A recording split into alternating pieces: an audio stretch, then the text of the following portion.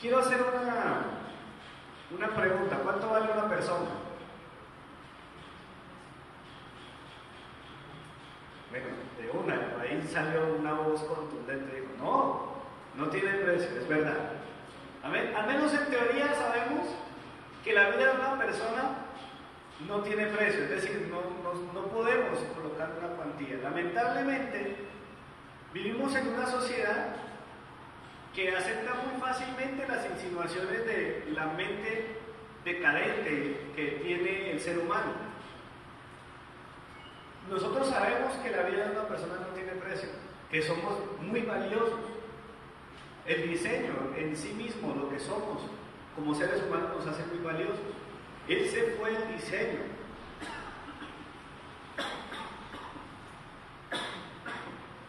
Ese fue el diseño de Dios. Dios nos dio tanto valor a nosotros que nos colocó como la corona de la creación.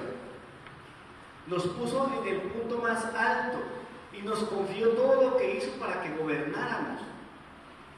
Pero ¿saben? Lamentablemente el hombre nunca se valoró de esa manera. Sabemos por la historia del Génesis, historia tan antigua como la humanidad, que no le pareció suficiente al hombre. Tenía todo y un poco más. Eran los gobernantes de la tierra, pero el hombre, al igual que Esaú, un personaje de la Biblia, que había recibido una bendición, la vendió.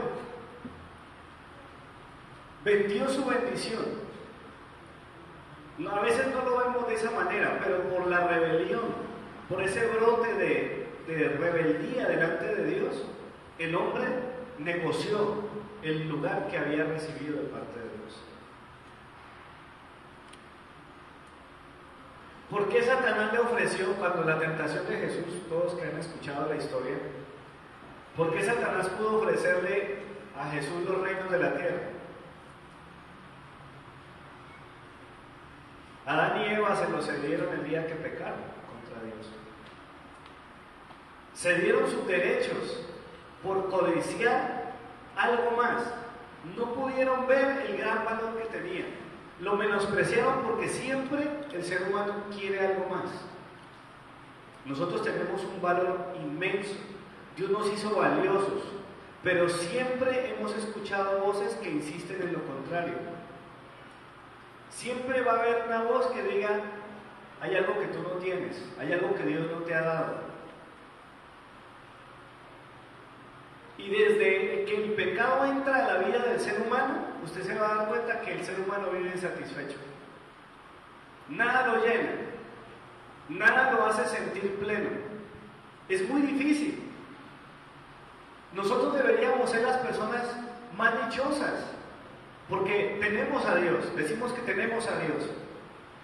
Pero muchas veces yo veo creyentes que sufren con que, aún teniendo la imagen de Dios, aún teniendo las bendiciones de Dios, siguen sintiéndose que todavía no valen lo suficiente. Siempre hay algo que hace falta. El hombre perdió su enfoque de valor. La estima del hombre por causa del pecado nunca volvió a ser la misma. Dice la Biblia que Adán y Eva estaban desnudos y no se avergonzaban. ¿Qué pasó con el pecado? Ya les dio pena. Se vieron desnudos. ¿Qué pasó con la relación que tenían con ese Dios que los amaba tanto? El Dios que les dio el ser, que les dio su imagen, su semejanza, todas las bendiciones, viene a buscarlos como siempre lo hacían, paseándose por el huerto como a él le encantaba hacerlo, en una comunión perfecta con el hombre. ¿Qué pasó después del pecado? Entró el temor. Dice, se escudan y dicen, no, nos escondimos. ¿Por qué te escondiste? No, es que nos dimos cuenta que estábamos desnudos. ¿Y quién te enseñó eso? Nunca más volvió a ser el mismo el hombre. Nosotros tendríamos que ser las personas más dichosas sobre la tierra. Ahora, cuando una persona no tiene a Dios, cuando nosotros no teníamos a Dios, ¿qué hacíamos? Buscábamos por todos los medios encontrar una razón para sentirnos valiosos. La mayoría de la gente se gasta la vida buscando cómo incrementar su valor, porque se ven a sí mismos y no se creen valiosos. Hay personas que llenan ese vacío, esa sensación de yo no sé, estudiando, por ejemplo. ¿Significa que el estudio es malo? No. Pero nunca terminarás de saciarte de eso. Y cuando termines la carrera, ya terminaste la carrera, ¿y ahora qué? Te vas a una maestría, terminaste la maestría, ¿y después de eso qué? Y un doctorado, y así puedes gastarte toda tu vida y no te vas a sentir lleno. No te vas a sentir pleno. La gente no lo quiere admitir. Las personas somos tan orgullosos que no nos gusta admitir que no tenemos la plenitud. Caminamos con Dios nosotros y aún así, muchas veces, si usted es sincero, se da cuenta que a veces usted no se siente satisfecho. A veces usted entra en esa crisis de a mí me falta, yo no sé. Hay personas que cuando quieren encontrar su razón de valor, ¿sí?, para incrementar su valor, apelan a otras cosas. En esta generación que estamos viviendo, la belleza es otra cosa. Siguen apareciendo más víctimas de la estética en Colombia. La mujer colombiana esencialmente es bella. Y en sus años, y entre más jóvenes, esa belleza es más evidente. Pero no importa cuántos años tengan, muchas colombianas pueden ser bellas, pueden ser bonitas, pueden tener cuerpos muy armoniosos. Necesitan verse mejor, necesitan mostrar más, llenan su valor, tratan de llenarse de alguna manera. Unos trabajando, otros teniendo. A mí me duele tanto ver gente que se la pasa la vida trabajando y llenándose de plata. Viajan, sí hacen muchas cosas, pero siguen vacíos. Sienten que no valen nada. Uno creería que la gente más triste son los pobres. Pero usted se pone a averiguar, la gente que tiene muchas veces son víctimas de graves cuadros de depresión. Gente que no se siente llena, gente que no se siente plena. Entonces, ¿qué pasa? Algunos que ya tienen de todo, algunos que incluso tienen fama, prestigio social, están rodeados de muchos, pero al mismo tiempo están solos. Intentan, de alguna forma se desesperan por cubrir esa necesidad de valor. ¿Y qué hacen a veces? Empiezan a hacer obras de caridad. Y hay gente que da dinero, gente que ayuda a los demás, gente que intenta hacer, ¿sí?, ganarse, por lo menos que haya gente que me quiera. Todos saben, por ejemplo, los grandes capos del cartel de Medellín y el cartel de Cali. Mucha gente los reconoce como criminales, pero otros dicen que son lo máximo. Porque les regalaron casas, porque les dieron empleo, porque les surtieron de moto, de carro. Pero dice la Biblia en Corintios 13 que usted puede poner su vida para ser quemada, y si usted no tiene amor, de nada sirve. En Primera de Juan la Biblia dice que Dios es amor. No es que Él tiene amor, Dios es amor. Si no tienes a Dios, si Dios no es el testigo de tus obras, si Dios no es el que te da razón de ser, entonces de nada nos sirve. ¿Qué pasó con Cristo? Cristo ha venido a nuestras vidas para restaurar ese valor. Yo no sé cómo te sientes tú hoy, pero durante mucho tiempo yo pensé que mi vida no tenía sentido, no tenía valor. Pero en Cristo entendí que había un gran valor en mi vida. Cuando Cristo llega a mi vida, me veo frente a un planteamiento que no ha cambiado. Él sigue amándonos. Dios sigue amándonos. Por eso hoy te quiero decir que Dios te ama. Y sabes, Dios no solamente quiere darte un sentido de amor, quiere darte un sentido de vida. Dios quiere ponerte en un punto donde sientas que vales mucho, no solo por el amor que Él te tiene, sino por lo que tú representas para Él. Y la Biblia tiene muchísimos ejemplos. A los que toman nota, por favor, coloquen este título. Este es el tema que quiero tocar esta mañana, y es la estima de los siervos de Dios. La estima de los siervos de Dios. Es volver otra vez a nuestra posición original. Dios nos creó para gobernar, pero debajo de nuestro gobierno y no sobre el de Él.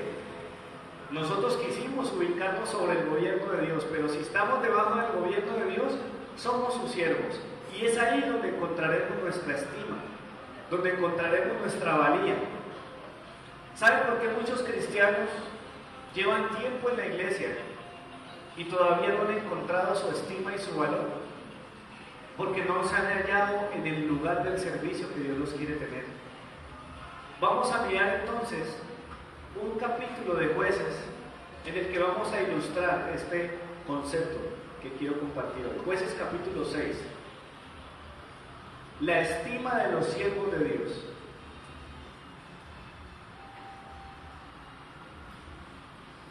¿Sabes que Dios tiene un plan para tu vida? Dios tiene un proyecto que quiere realizar a través de ti. Vamos a mirar esta historia y vamos a identificarnos un poquito con este hombre de esta historia. Jueces capítulo 6, versículo 10. Quiero que miremos un poquito el trasfondo de esta historia. Dice el versículo, también os dije, yo soy Jehová vuestro Dios. No temáis a los dioses de los amorreos en la tierra en cuya tierra habitáis. Sin embargo, no habéis obedecido mi voz. Quiero contarles un poco sobre la historia de este libro. El séptimo libro de la Biblia es un libro muy particular, porque cuando uno ve el recorrido desde el comienzo, Dios lleva a su pueblo a la tierra prometida. La promesa de Dios se cumplió. Pasaron por el desierto, cruzaron el Mar Rojo, y por manos de Josué, siervo de Moisés, entraron a la tierra prometida. Josué era una persona, un líder muy fuerte, pero un día este hombre murió. Lamentablemente, con la muerte de Josué, se murió también su liderazgo. No hubo con quién continuar. Y el pueblo de Israel entró en un ciclo. Algunos teólogos lo llaman el ciclo de los jueces. ¿Qué pasó? Los hijos de Israel hicieron lo malo delante de Dios. Es decir, la gente se desordenó. Y dice al principio el libro de los jueces, cada quien hacía según le parecía. Todo el mundo quería hacer lo mismo que hizo Adán y Eva en Génesis. Todos querían gobernarse, todos querían ser como Dios, todos se mandaban solos, nadie obedecía a nadie. Entonces, entraba el pecado. A razón del pecado venía tiempo de esclavitud, porque el pecado los hacía vulnerables ante los pueblos paganos y entraban en esclavitud, oprimidos. Siguiendo con la vuelta, ellos empiezan a llorarle a Dios. Cuando se dan cuenta que están con el agua al cuello, empiezan, Señor, mira los problemas que tenemos, mira que estos pueblos, mira que fulanito, mira que no sé quién. Después de que llegaba el clamor ante Dios, Dios levantaba a alguien a quien en esa época le llamaban los jueces de Israel, un juez de Israel. Y Dios levantaba a alguien, a una persona, un hombre, una mujer, y durante el tiempo que estaba ese juez gobernando traía libertad, y venía un tiempo de reposo otra vez para el pueblo. Tranquilidad otra vez, tranquilos todos. Pero ¿qué pasaba? Otra vez volvían y hacían lo malo delante de Dios. Volvían a estar en opresión y empezaban a llorarle al Señor. Señor, ayúdanos. Y Dios otra vez levantaba a alguien para que lo librara, y durante el tiempo que ese juez estaba, había tranquilidad. Pero cuando el juez desaparecía o se moría, volvía otra vez. Esa tristemente digamos, ese es el bosquejo de cómo funciona el libro de los jueces. Así lo va a encontrar. Usted puede ir capítulo por capítulo, personaje por personaje, y usted va a ver ese ciclo siempre. ¿Qué pasó en este punto? Hay una tierra, hay un pueblo llamado Madián, una nación muy poderosa, pero era una gente cobarde. Miren lo que hacían estas personas, versículo 1 del capítulo 6, dice: y los hijos de Israel, ¿qué hicieron? Hicieron lo malo delante de los ojos de Jehová, y Jehová los entregó en manos ¿de quién? De Madián, por 7 años. Como la mano de Madián los oprimía cada vez más, los hijos de Israel, por temor a los madianitas, hicieron cuevas en los montes, cavernas y lugares fortificados. ¿Qué encontramos aquí otra vez? ¿Se acuerdan que en Génesis el hombre hace lo malo y se esconde? Aquí el pueblo de Israel hace lo malo, vienen las consecuencias y otra vez aparece escondiéndose. Pero sucedía que cuando Israel, dice en versículo 3, tenía algo sembrado, subían los madianitas y amalecitas y los hijos de orientes contra ellos y los atacaban. Acampaban frente a ellos y destruían los frutos de la tierra hasta llegar a Gaza. No dejaban que comer en Israel ni ovejas, ni bueyes, ni asnos, con sus tiendas y sus ganados. Subían como una inmensa nube de langostas. Ellos y sus camellos eran innumerables y venían a la tierra para devastarla. De modo que se empobrecía Israel en gran manera por causa de Madián. Y mira, aquí está otra vez. Y los hijos de Israel clamaron a Jehová. Cuando los hijos de Israel clamaron a Jehová por causa de los madianitas, Jehová les envió a un profeta, el cual les dijo: así ha dicho Jehová, Dios de Israel: yo os hice salir de Egipto y os saqué de la casa de servidumbre. Os libré de manos de los egipcios y de manos de todos los que los afligieron, a los cuales eché delante de vosotros y di su tierra. Y también os dije: yo soy Jehová vuestro Dios. No temáis a los dioses de los amorreos en la tierra cuya tierra habitáis. Sin embargo, no habéis obedecido mi voz. ¿Cuántas veces nosotros vivimos una experiencia semejante? Mire, Dios nos ama tanto que nos concede la libertad, nos concede la bendición. Podemos disfrutar de vez en cuando, no es constante. Yo creo que todos quisiéramos que nunca pasara nada. Tranquilidad absoluta, todos los días, todas las semanas, todos los meses. Pero no, esta vida no es una vida fácil. Pero si a esa vida que no es fácil usted le suma desobediencia ante Dios, si usted y yo somos rebeldes contra Dios, inmediatamente las consecuencias de nuestros actos no se van a hacer esperar. Dios es bueno, amén. ¿Cuántos lo saben y lo han disfrutado? Qué lindo ha sido Dios. No se ha cansado, su misericordia no se ha terminado hacia nosotros. Pero nosotros tenemos una tendencia que es muy semejante a la del pueblo de Israel en este libro. Lamentablemente, empezamos a hacer cosas que van en contra de la voluntad de Dios y ahí empezamos a ver las consecuencias. En ese momento, de esa historia que les estoy narrando, que hemos leído esta mañana, aparece un personaje llamado Gedeón. Versículo 11. Entonces vino el ángel de Jehová y se sentó debajo de la encina que está en Ofra, la cual era de Joás Abiserita. Gedeón, su hijo, estaba sacudiendo el trigo en el lagar. ¿Para qué? Para esconderlo de los madianitas. Cuando se le apareció el ángel de Jehová, le dijo: Jehová está contigo, hombre esforzado y valiente. Versículo 13. Gedeón le respondió: ah, Señor mío, si Jehová está con nosotros, ¿por qué nos ha sobrevenido todo esto? ¿Dónde están esas maravillas que nuestros padres nos han contado diciendo: no os sacó Jehová de Egipto? Y ahora a Jehová nos ha desamparado y nos ha entregado en manos de los madianitas. Miren hasta allí cómo vamos. Hay una situación complicada. El pueblo está pasando por dificultades, pero Dios no es ajeno. Dios va a estar listo a ayudarnos. Ha llegado el momento de recibir la salvación. Y entra en escena un profeta que les dice a ellos: miren, ustedes no han aprendido. Y mientras reciben la palabra del Señor, ya Dios tiene preparado a alguien. Dios ya tiene en la mira a alguien que quiere usar. ¿Por qué es importante hablar de la estima de los siervos de Dios? Porque cuando usted y yo vemos la historia de Gedeón, encontramos un hombre que está pasando por una situación muy difícil. Es el hijo de un hombre que lo ha puesto a esconder la comida porque se la pueden robar. Miren lo que Dios le dice a él, el versículo 12. Jehová está contigo, hombre esforzado y valiente. Miren las palabras que Dios le da a Gedeón. Hombre esforzado y valiente. ¿Dónde estaba Gedeón? Gedeón estaba por allá en el lagar escondiendo la comida, como un ratoncito, guardando ahí las provisiones. Lleno de miedo, lleno de temor, angustiado. Miren la manera como le responde a Dios. ¿Cómo así?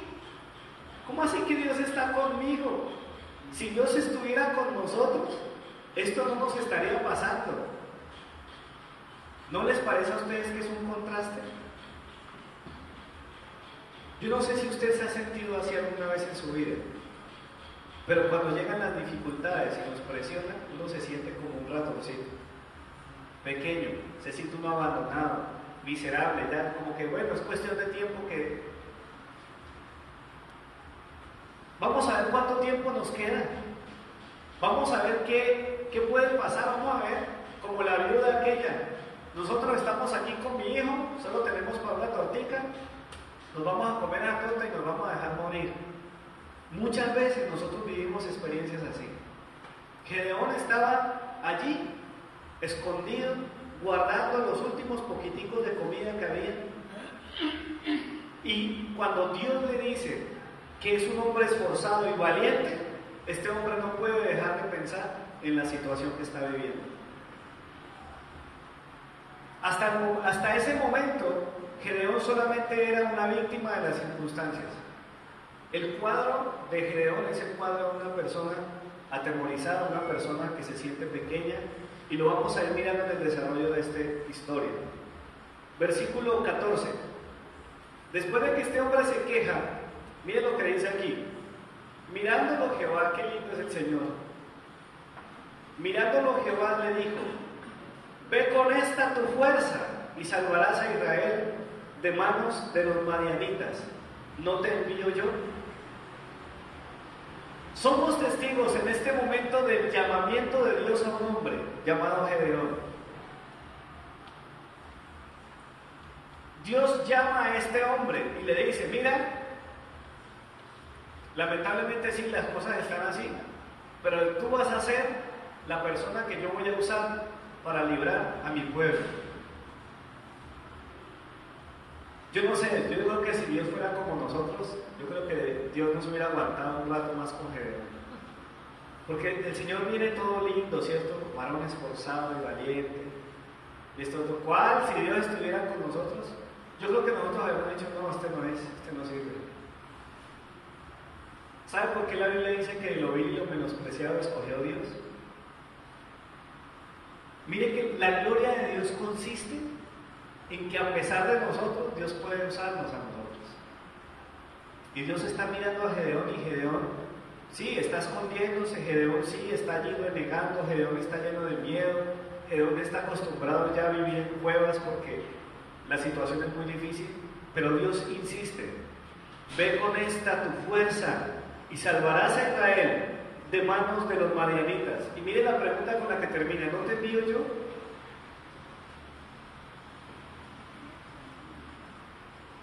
¿Quieres aprender el valor de los siervos de Dios, la estima de los siervos de Dios? Tienes que estar dispuesto a atender al llamado del Señor. Yo le doy muchas gracias a Dios cuando veo a un Harold, a un Sixto, y a hermanos y hermanas que ya tienen tiempo, que de pronto ya sus vidas están cansadas por la edad, pero siguen sirviendo al Señor. ¿Sabe por qué? Porque nosotros no necesitamos otra cosa que la comisión del Señor para servirle a Él. Si Dios te comisiona, eso es todo lo que necesitas. Esa es la fuerza que tienes, esa es la fuerza que Dios va a usar. ¿Cuántos años tienes? Esos son los años que Dios va a utilizar. No importa, pero mire la actitud tan rara de Gedeón. Gedeón tenía una estima tan gastada. Mire el versículo 15. Gedeón le respondió de nuevo: ah, Señor mío, ¿con qué salvaré yo a Israel? He aquí que mi familia es, ¿qué dice ahí? Pobre en Manasés, y yo soy el menor de la casa de mi padre. Mire cómo son las cosas. Por eso nosotros luchamos tanto con el asunto de ser instrumentos, siervos del Señor. Porque si nosotros nos quedamos viendo nuestra realidad, nos quedamos viendo nuestra incapacidad, entonces nunca vamos a lograr nada. Mucha gente no logra nada en la vida es porque no ha entendido que lo que se necesita es tener a Dios y hacerle caso a Dios. Es todo lo que necesitamos. Sé obediente. Déjate usar por el Señor, pero no. ¿Qué pasa con nosotros? Nuestra autoestima, nuestra estima siempre está abajo.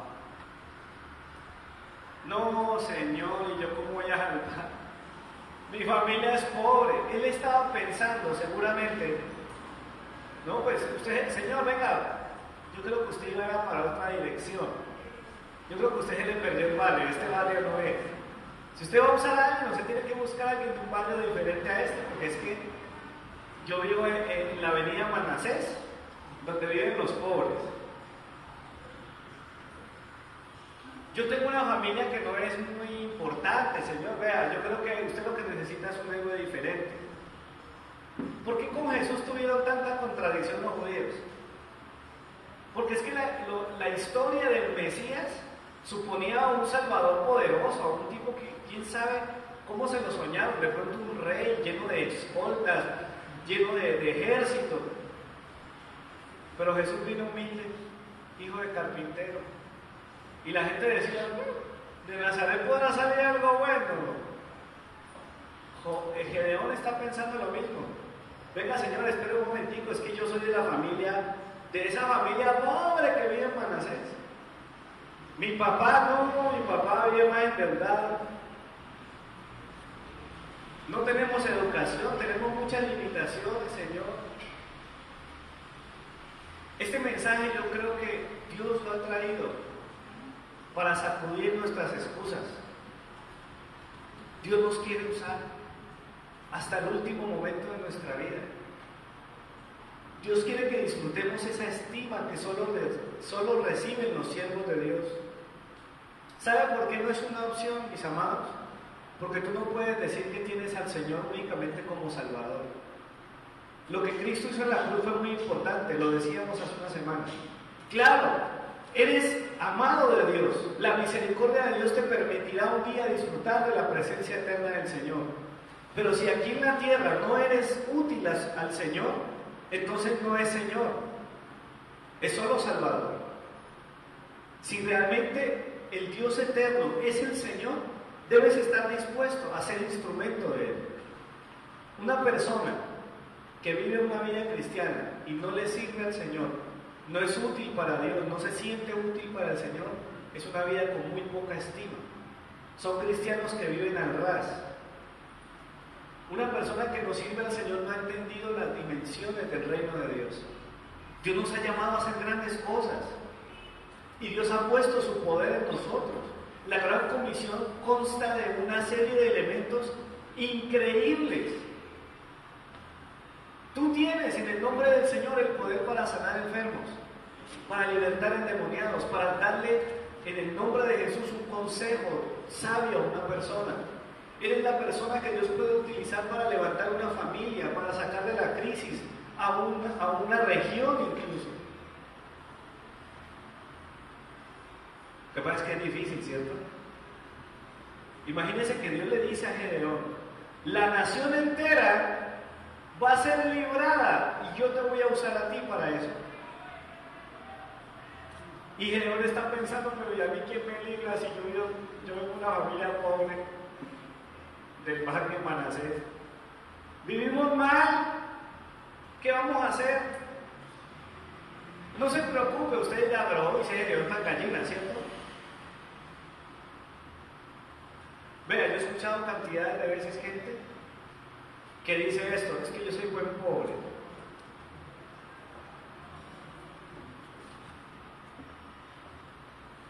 Y con esa palabra, lo único que están diciendo, yo estoy resignado a mi situación. Mira, no importa cuánto dinero tengas, no importa cuánta capacidad adquisitiva tengas, sea mucha o sea poca, a Dios lo que le interesa es usarte a ti. Que tú creas lo que Él quiere hacer a través de ti. Mira la vida del pobre, lo leíamos también hace unos días. Jesús llega y se queda viendo en medio de la multitud, la gente llegaba y ¡brum! La cantidad de plata, ofrendotas. Y llega el Señor y le dice a los discípulos, miren, ¿quién cree que da más?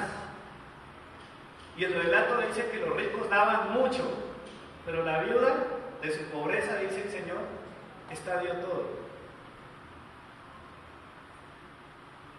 Esa mujer logró impactar el corazón de Jesús, entregando lo poco que tenía, que para ella no era poco, era todo. Para los ricos lo que entregaban, que parecía mucho, era lo que les sobraba. Y a veces nosotros nos presentamos delante de Dios con nuestras obras.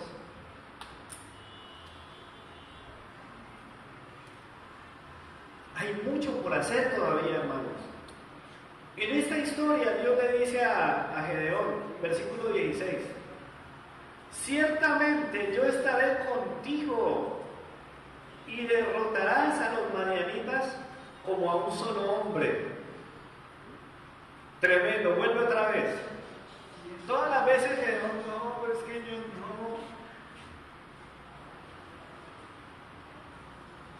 Y el Señor, no, yo voy a estar contigo. Ve con esta tu fuerza, tú vas a libertar, tú vas a derrotar a esa gente. Imagínense como un solo hombre. La historia dice que en esos días mostraban algo en las noticias sobre la langosta, no sé si lo vieron. Un videito, por allá en algún lugar mostraron una plaga de langostas que se estaba comiendo una cantidad de cosechas. Y la Biblia compara a los enemigos del pueblo en ese momento como un ejército de langostas. Claro, Gedeón dice, no, pues si fuera una sola persona hasta de pronto, con esta palita con la que yo empujo el trigo en el lagar, de pronto le meto un golpe y gano. Pero eso es mucha gente, ese desafío es muy grande. ¿Saben por qué nosotros muchas veces no hacemos cosas para Dios? Porque creemos que las cosas dependen de nosotros. Y yo te quiero decir algo hoy. Si Dios te ha llamado a ti para algo, debes creer que todo depende del Señor. Es en sus fuerzas. Y dice la Escritura, no es con ejército, es con mi espíritu. Seré yo el que voy a usarte a ti. Dios puede transformar cosas grandiosas en bendición a través de ti, a través de mí. Dios puede cambiar la historia hasta de tu familia. Solo se necesita que tengas la capacidad de creerle a Dios. Deja esos complejos. Nosotros no podemos ser acomplejados. Nosotros tenemos prohibido ser acomplejados. ¿Saben por qué? Porque mayor es el que está con nosotros que el que está en el mundo. Eso se lo creía David.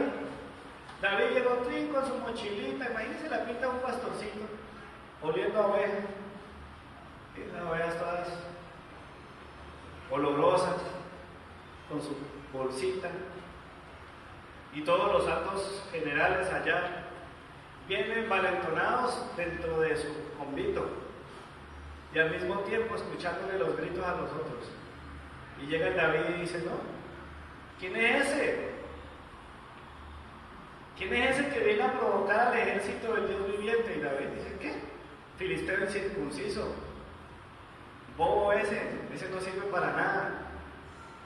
¿Qué estaba diciendo David? ¿Yo soy muy fuerte? David estaba diciendo, no, espera, lo que pasa es que a mí no me conoce, yo tengo una puntería de gamín que yo le voy a dar a ese man. No, David no estaba diciendo eso. David no le estaba diciendo al gigante, usted no sabe quién soy yo. David estaba diciendo, usted no sabe con quién se metió. Usted se metió con el Dios de los ejércitos. Bueno, de estas gallinas que están acá atrás de mí. Y el David no le dio miedo. No porque él era muy fuerte, de hecho era muy pequeño. En proporciones realmente era una derrota cantada. Humanamente hablando, David no tenía nada que hacer ahí. Pero delante de los ojos de Dios, David era suficiente.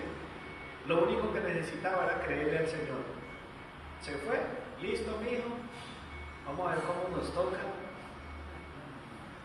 ¡Frum! Ya piedrita fue suficiente. Hasta ahí llegó el gigante.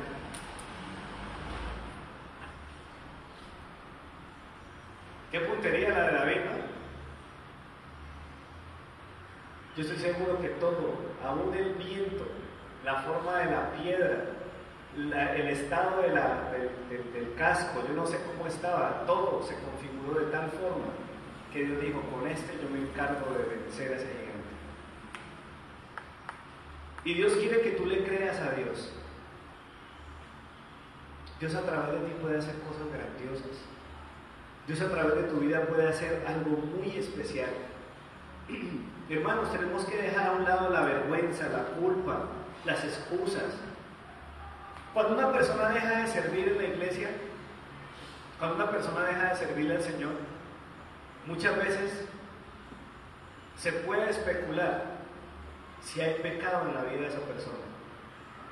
Porque sabes una cosa, el pecado nos impide a nosotros servir con libertad. Nosotros deberíamos servir con libertad porque en Cristo tenemos el perdón de nuestros pecados. Para vivir para el Señor, para hacer su voluntad, para creerle a Dios sus promesas. Por eso es que el pecado nos ha hecho tanto daño. El pecado es lo que nos impide ver lo que Dios puede ver en nosotros. Nosotros nos vamos a quedar siempre viendo nuestra situación. Moisés le dice al Señor, Señor, pero es que yo, yo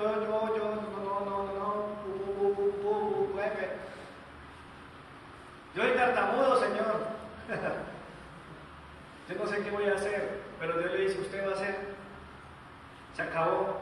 Yo te voy a usar a ti. Nadie da un peso por ti, pero yo te voy a usar a ti. ¿Tú crees que porque eres mujer no puedes? Es hermoso, hay un texto precioso en el capítulo 4 de Jueces. A las mujeres les voy a dejar esa tareita. Léanse la historia de Débora. Pero entera, porque dentro de esa historia hay otra mujer. Y esa mujer hizo más que un tipo que era un general que se puso cobarde ahí.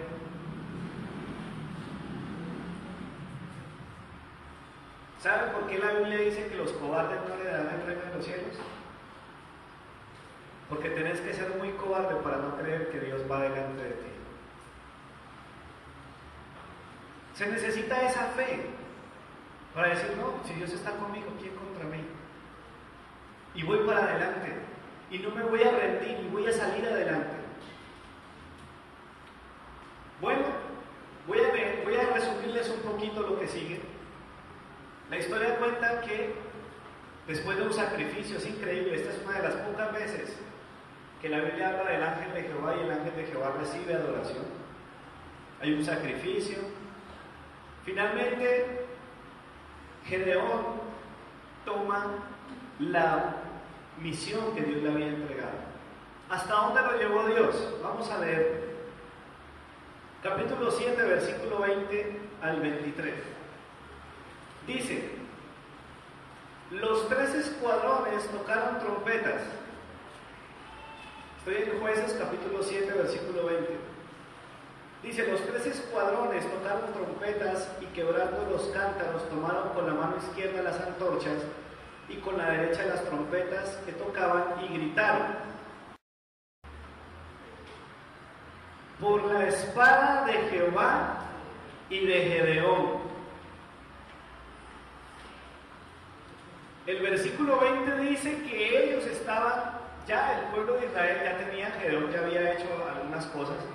De hecho, Gedeón se encargó de dañarle un ídolo que tenían, había una estatua a Baal, y a Gedeón le pusieron un apodo, le pusieron Jerobaal. porque era el que contendía contra Baal. Él se encargó de dañarle la idolatría a los israelitas. Se le enojaron, pero Dios lo lleva a tal punto que se va a enfrentar directamente con el enemigo. Estamos en la escena de la batalla. Dios había hecho una selección del ejército de Israel, y esta gente que está con Gedeón grita por Jehová y por Gedeón, por la espada de Jehová y de Gedeón. ¿Qué se está reconociendo en este capítulo? Que Dios puso a Gedeón en un lugar importante. La gente reconoció que el muchachito que se escondía en las cuevas, el hijo de la familia pobre de aquel barrio de Manasés, ahora es todo un líder, una persona que los llevaría a la victoria, y están ahí parados por eso, obedeciendo instrucciones que Dios le había dado a Gedeón. Simple, mijo, formen 3 escuadrones, cuando usted les dé la señal, gritan, rompen los cántaros, tocan trompeta y van a ver la bendición. Versículo 21. Los israelitas se mantuvieron firmes, cada uno en su puesto alrededor del campamento, y todo el ejército madianita echó a correr dando gritos y huyendo. 22. Mientras los 300 tocaban las trompetas, Jehová puso la espada de cada uno contra su compañero en todo el campamento, y el ejército huyó hasta Bet-Sita en dirección de Serera, hasta la frontera de Abel-Mehola en Tabal. ¿Qué pasó? El ejército de los madianitas se metió, la confundida del siglo, huyeron y se mataron entre ellos. No tuvieron que empuñar una sola arma, no tuvieron que pelear. Gedeón no tuvo que pelear. ¿De quién es la victoria, mis amados hermanos? La victoria es del Señor. Dios tiene una victoria que quiere darte a ti, pero tienes que creerle a Dios. Tienes que caminar con Dios. Quizás vas a tener que empezar por quitar de encima de tu vida aquellas cosas que ocupan el lugar de Dios. Miren que la historia del liderazgo de Gedeón tuvo un comienzo difícil, incrédulo, lleno de complejos, lleno de temores. No, a mí nadie me quiere, nadie me ama, yo soy de un barrio pobre, soy el menor de la familia de mi padre, yo no tengo nada que hacer aquí. Pero desde el momento que Gedeón le cree al Señor, empiezan a ocurrir cosas grandes. Quizás tengas que empezar por quitar de tu vida algunas cosas que no son de Dios. A veces lo que tú necesitas para ser instrumento del Señor es obedecer en cosas pequeñas. Gedeón no empezó de una derrotando al ejército extranjero. Gedeón empezó diciendo: yo no voy a tener más idolatría en mi casa. Yo voy a quitar esas cosas que no agradan al Señor. En mi casa esto no va más. Y así empezó Dios a obrar en el corazón de Gedeón. Mire el capítulo 8, versículo 23. El liderazgo de Gedeón llegó muy alto. Versículo 23 dice, el versículo 22. El versículo 22 dice: y los israelitas, pues claro, después de semejantes cosas, dijeron a Gedeón: sé tú nuestro Señor. Miren la oferta que le hizo el pueblo. Pasó de ser el muchachito escondido en cuevas, el pobretón de Israel, el menor, por el que nadie daba un peso, ahora está siendo postulado a ser el Señor. Dice: sé tú nuestro Señor y también tu hijo y tu nieto, pues que nos has librado de las manos de Madián. ¿Se cumplió la palabra del Señor, sí o no? Gedeón no lo creía. Gedeón no pensaba que tuviera la fuerza para lograrlo, pero sucedió. Y ahora lo quieren volver rey. Dicen: no, usted es un duro, Gedeón, ya. Usted es lo que necesitábamos, hermano. Vea, qué peligro es esto. Yo le voy a decir una cosa: yo no sé cuánto tiempo Dios me permita servir entre ustedes. Pero por favor, nunca se les ocurra ponerme a mí como el Señor. Es peligroso. Usted quiere irse otra vez al foso, usted quiere ver arruinada su vida, ponga sus esperanzas en mí. Y le cuento que le va a ir mal. Hebreos 12:1 dice: pongan los ojos en Jesús. Y hasta donde yo sé, ni siquiera me llamo Jesús. Freddy Paul es mi nombre. Y no vale la pena. Ni Freddy Paul, ni Gedeón, ni ningún otro. El más importante debe ser el Señor. Miren lo que dice el versículo 23. Gedeón le respondió: no seré Señor sobre vosotros, ni lo será mi hijo. Jehová será vuestro Señor. Qué lindo, qué respuesta. Miren el contraste de la forma como hablaba Gedeón al principio y miren cómo habla ahora. Gedeón podía haber entrado en un nivel de arrogancia. Pasó de ser nada a ser un hombre muy importante. Si él hubiera querido, se hubiera quedado con la honra. ¿Listo? Pero ¿qué dice este hombre? Dice: no, Señor, ni yo ni mis hijos. Aquí el que tiene que gobernar es Jehová. Sabiduría de lo alto, amados hermanos. Versículo 28 del mismo capítulo. Dice: así fue sometido Madián delante de los hijos de Israel y nunca más volvió a levantar cabeza. Y hubo paz en la tierra durante ¿cuántos años? 40 años en los días de Gedeón. 40 años de bendición, 40 años de liderazgo, 40 años de avanzada, 40 años de bienestar. ¿Y qué se necesita? Que haya una persona que le crea a Dios. 40 años es toda una generación. En la Biblia, 40 significa una temporada muy importante de tiempo. Significa que tú, tus hijos y los hijos de tus hijos van a recibir una bendición si tú te dispones a creerle al Señor. Y Dios ama a sus siervos. Es tanto el valor que Dios le da a sus siervos, que Dios pone a personas como Gedeón en la lista grandiosa de los héroes de la fe. Dese la tarea de buscarlo en Hebreos 11. Ahí hay una lista de gente que Dios dice: este mundo no era digno de ellos. Aparece la lista, y en esa lista aparece este hombre. Aparece Gedeón. No importa cuánto logres humanamente. Yo sé que todos estamos consiguiendo cosas.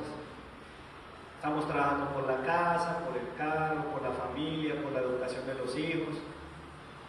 ¡Chévere! Vamos a lograr muchas cosas. Amén. Algunos ya están coronando algunas metas importantes. Yo me gozo cuando los hermanos logran cosas. Tremendo, hace unos días estaban celebrando el aniversario del CDA. ¡Qué bueno! Un año. No parecía posible. Pero ya se superó un año de bendición. Con mi esposa, 3 años de matrimonio. ¡Qué bueno! Es posible, sí, vamos para adelante.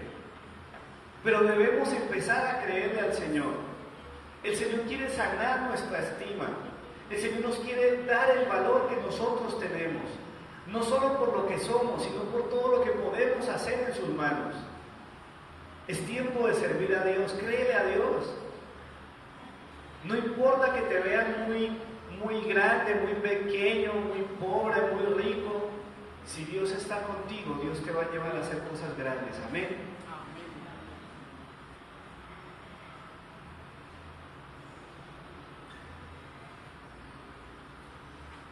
Es tiempo de que demos el paso de fe, hermanos. Esa es la estima que Dios quiere darnos. La estima de los siervos de Dios.